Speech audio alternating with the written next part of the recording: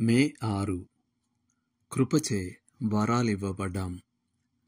ప్రతి క్రైస్తవుడు తన ఆత్మీయ వరాలు ఏమిటో, స్థానిక సంఘంలో తాను ఏ పరిచర్య లేక పరిచర్యలు చేయాల్సి ఉందో తెలుసుకొని తీరాలి. క్రైస్తవుడు తన మరియు ఇతరుల జీవితంలో ఉన్న వరాలేమిటో గుర్తించడం తప్పు కాదు. ఏది తప్పంటే మన గురించి మనం తప్పుడు అంచనా కలిగి ఉండడం.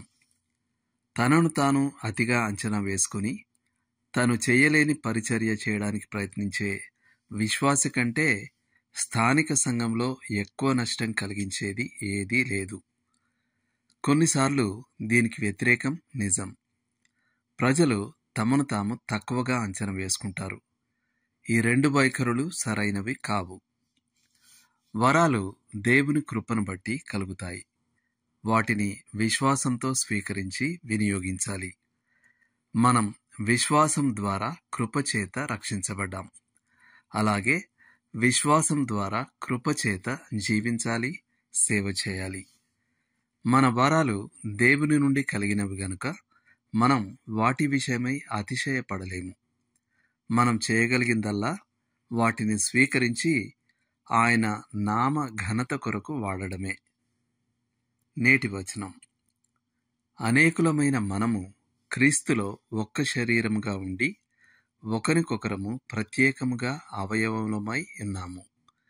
మనకనుగ్రహింపబడిన కృప చొప్పున వెవ్వేరు కృపావరములు కలిగిన వారమై ఉన్నాము. రోమా పత్రిక 12వ అధ్యాయము 5-6 వచనాలు. ఇవి కూడా చదవండి. కొరింథీలకు రాసిన మొదటి పత్రిక 12వ అధ్యాయము, అలాగే 15వ అధ్యాయం 10వ వచనం. ఎఫెసీయులకు రాసిన పత్రిక 2వ అధ్యాయం 8-9 వచనాలు, అలాగే 4వ అధ్యాయం 7-16 వరకు. చేయాల్సిన పని: మీ సంఘంలో మీ విధులు మరియు సేవల జాబితా తయారు చేయండి.